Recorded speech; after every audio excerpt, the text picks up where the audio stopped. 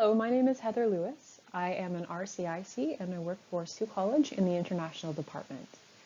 I'm excited to present about this opportunity for those who might be interested in immigrating to Sault Ste. Marie. I'm going to explain the federal criteria and also community-specific criteria for Sault Ste. Marie. It is important to remember that all applicants must meet federal admissibility criteria as well in order to qualify.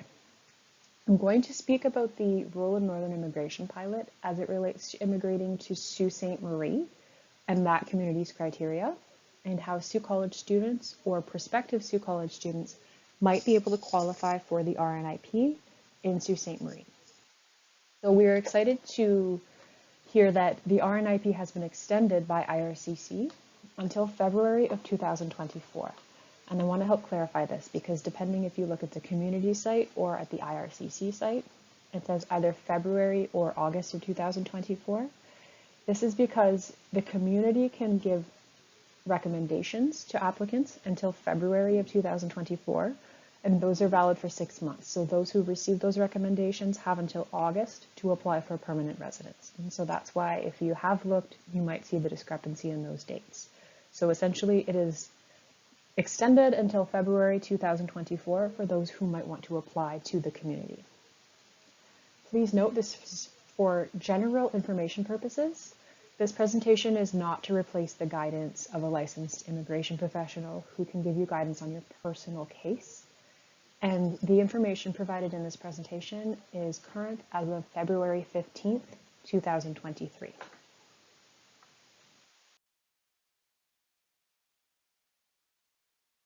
I'll begin with the federal criteria. To be eligible for the Rural and Northern Pilot, you must meet all of the below requirements. You need to have a qualifying job offer as well as qualifying work experience, or there is an exception for some who have graduated from a public post-secondary institution in Sault Ste. Marie, such as Sault College. You need to meet or exceed the minimum language and education requirements. You need to be able to prove that you have sufficient funds to support yourself as you transition into the community. You must intend to live in Sault Ste. Marie, and you do require a recommendation from the committee in Sault Ste. Marie. I'm going to go into each of these areas in more detail.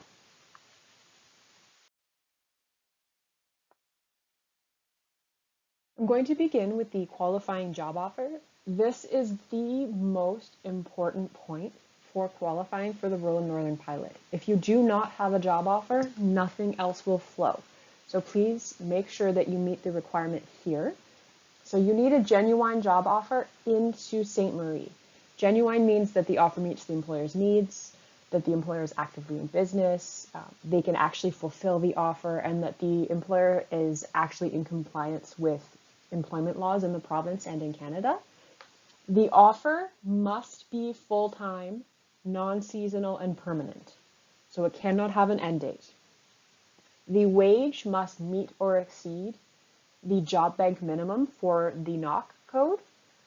Your experience must demonstrate that you can perform the duties of the job offered.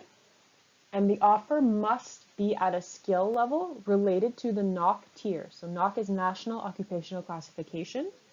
The NOC tier, I'm going to explain on the next slide in a moment, but the offer must be related to this in the category for your work experience. So the job offer must have a relation to work experience within the National Occupational Classification. The job you're offered cannot be from a consulate, a staffing or employment agency, a business that you or your partner control, your common law partner that is, not a business partner. And this includes any business that you own a majority stake in. And it cannot be from an ineligible employer such as erotic dance or escort services.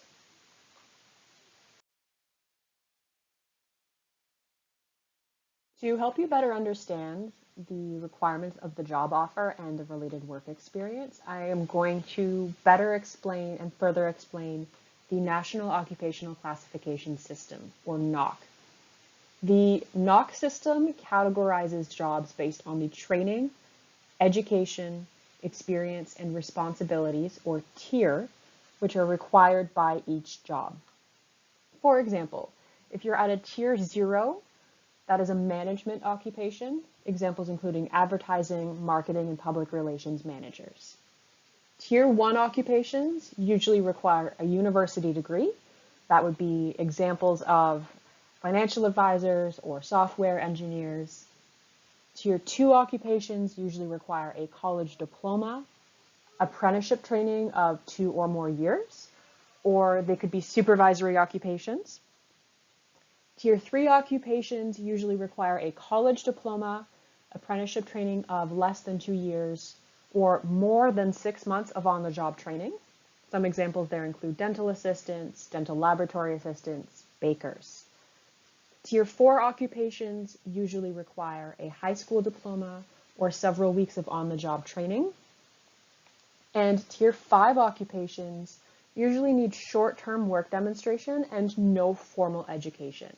And some examples there include landscaping and grounds maintenance, delivery service drivers, and so on.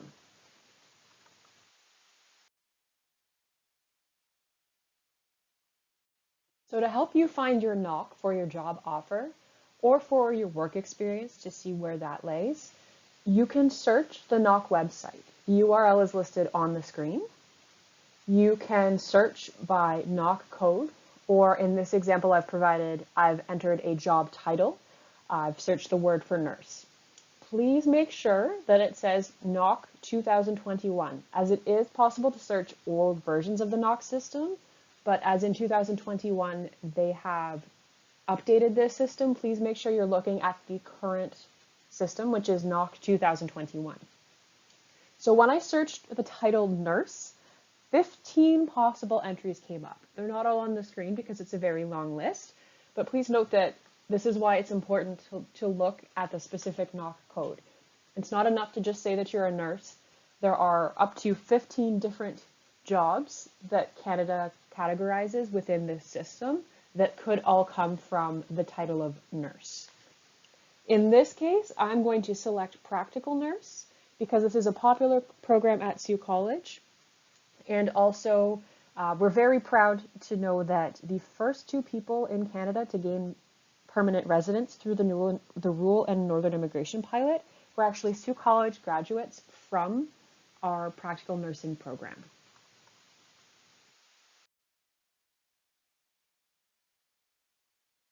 So when I click on licensed practical nurses from that list I've just shown you, this is what the website will look like. So you can see there's a number code, that is the knock code.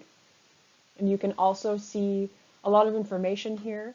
To the right, you can see what the tier is. So in this case, it's a tier 2.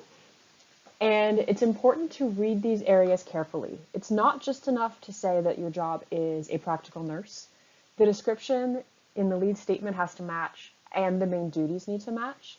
If they don't, you'll need to find a different job title where the duties actually match what the job is that you are doing or that you have been offered.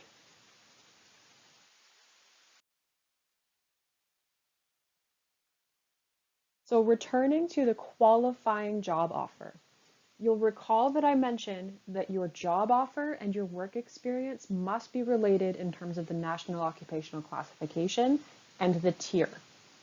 So if you have a job offer at a tier 0 or a tier 1, your work experience must have been in a tier 0, 1, 2, or 3.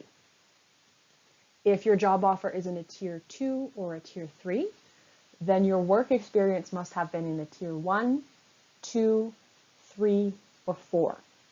So a couple exceptions here that you can see in the chart.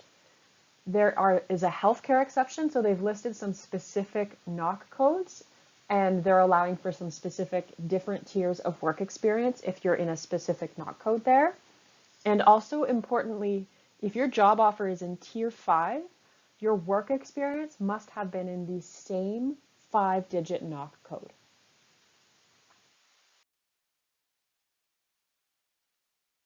I've explained within the federal criteria that there's a qualifying job offer, and I have mentioned that the work experience that you have must be related to your job offer. So one of the other federal criteria is work experience.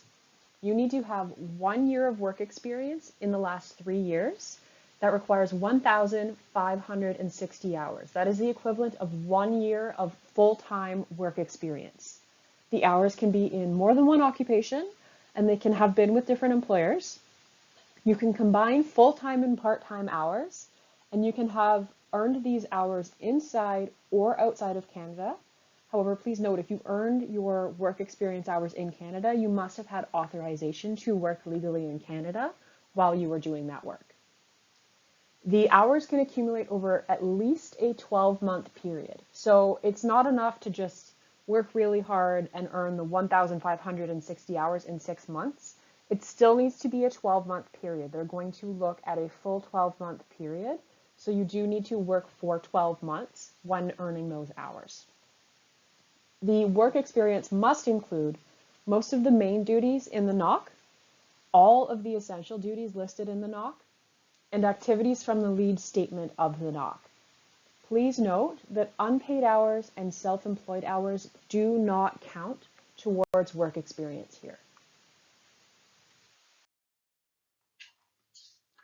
Now, a little bonus here for those who study at Sault College. So, continuing with the work experience, international students can be exempt from this work experience criteria. So if you have earned a degree, diploma, or a certificate from a 2-year or longer program, you need to have studied full-time for the duration of your program, and within 18 months of applying for the Rural and Northern Pilot. So you need to have graduated within 18 months of applying for this pilot program.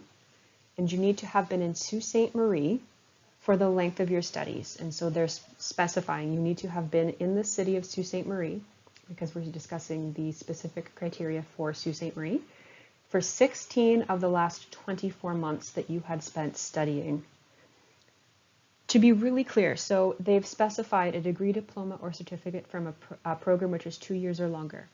If you took a 1-year program, or you do what we call a 1+1, so you've taken 2 individual 1-year programs to have studied for a total of 2 years, you are not exempt from the work experience criteria. If distance learning was more than half of your program, you are also not exempt from the work experience requirement. However, just because some of your education may not qualify for this international student exemption, it does not mean that you're not eligible for the pilot. It means that you may need to have qualifying work experience in order to qualify yourself for the pilot.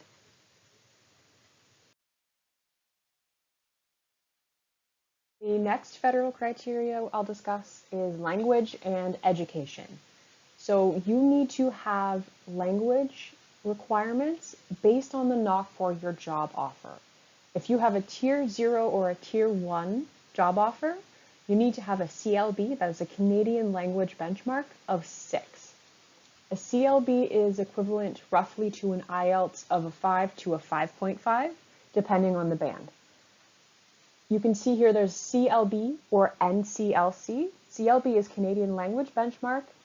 NCLC is the Niveau de Compétence Linguistique Canadienne. It is the French equivalent.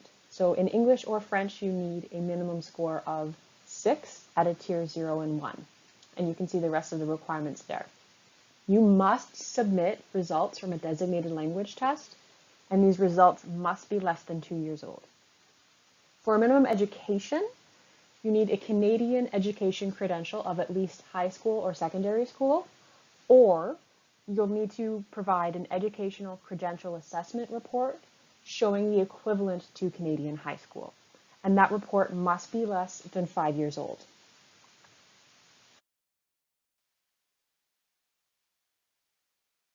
You need to be able to show that you have enough funds to support yourself and your family as you settle into the community. An exception here is if you're already working in Canada on a valid work permit, you do not need to show settlement funds. Otherwise, you are going to need to demonstrate that you have a minimum amount. This money cannot be borrowed. It must be available to you to support yourself and your family. The family sides include yourself, your spouse or your common law partner, and your dependent children and your spouse or partner's dependent children. Even if they're not coming to Canada with you, they are included in the family size. Documents you can use as proof of funds include bank account statements, proof of property ownership or investments, and so on. Please look at the official website for the most current settlement fund requirements as these are updated. But currently, as of today, if you are a single person, so just yourself, the minimum amount required in Canadian dollars is $2,290. If it's you and your spouse, $2,851. If it's yourself, your spouse, and one child, as an example, that's 3 people, $3,505, and it goes on from there.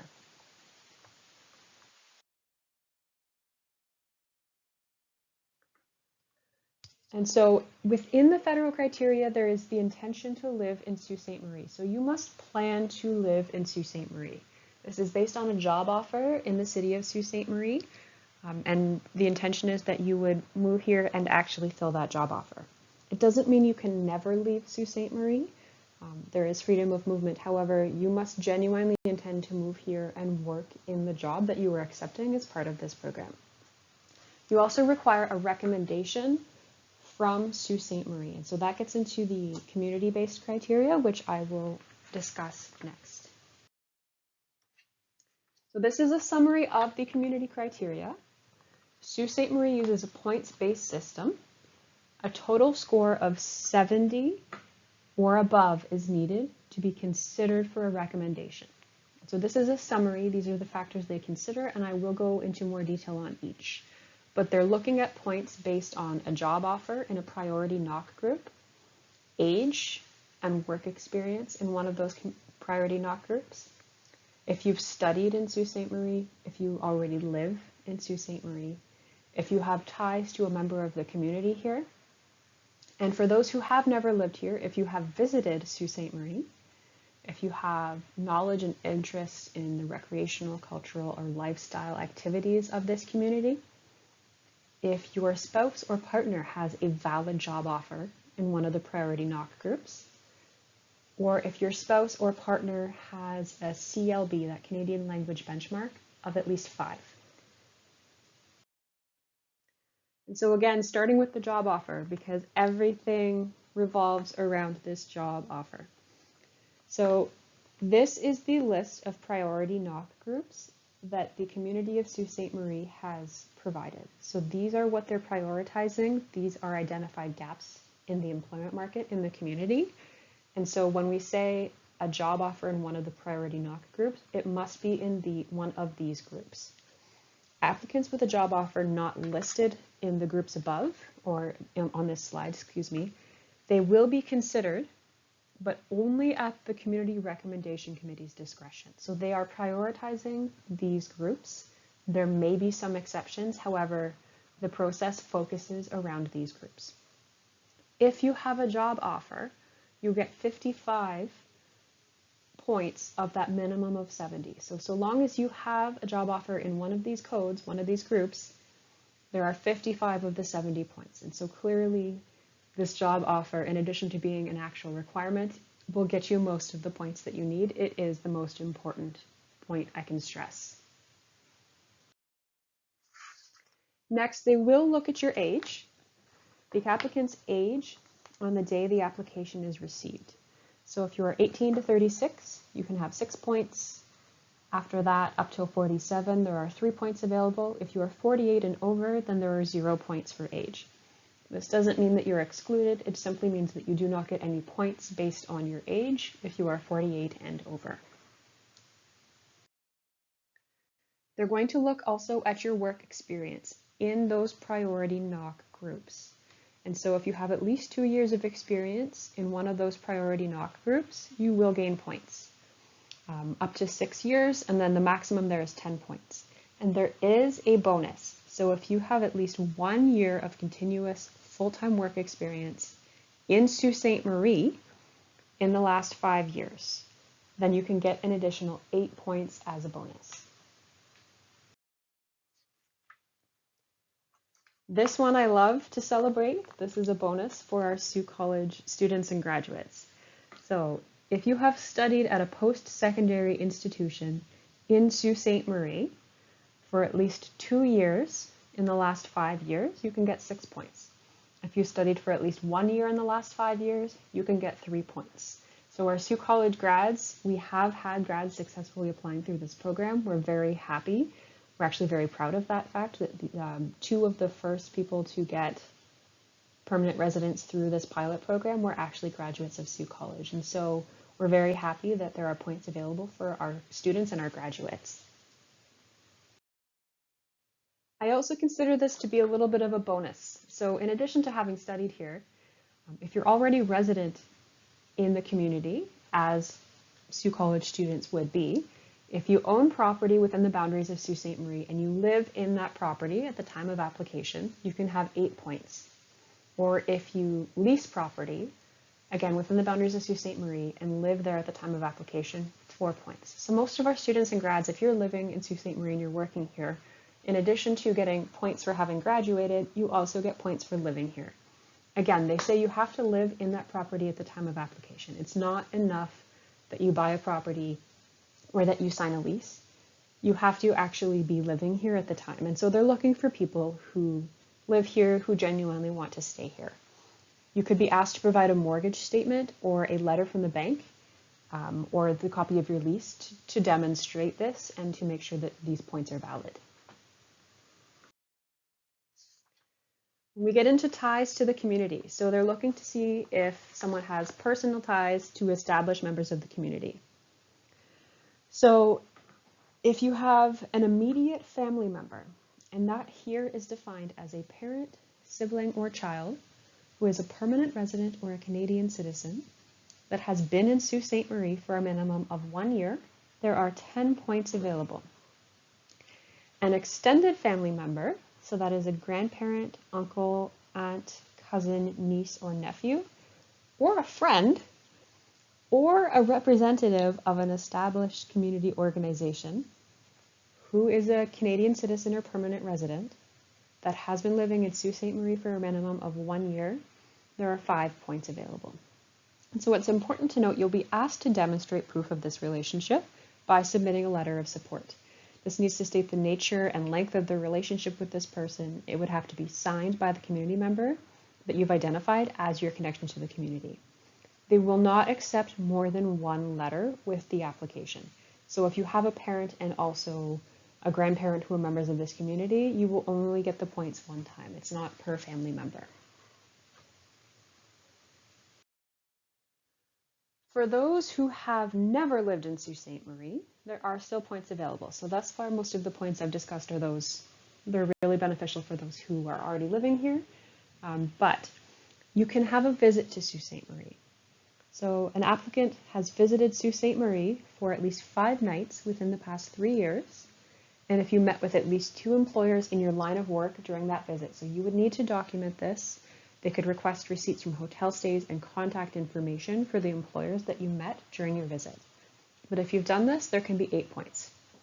If you can demonstrate an authentic knowledge and interest in the lifestyle or recreation or culture that we enjoy in Sault Ste. Marie, there are also 5 points available.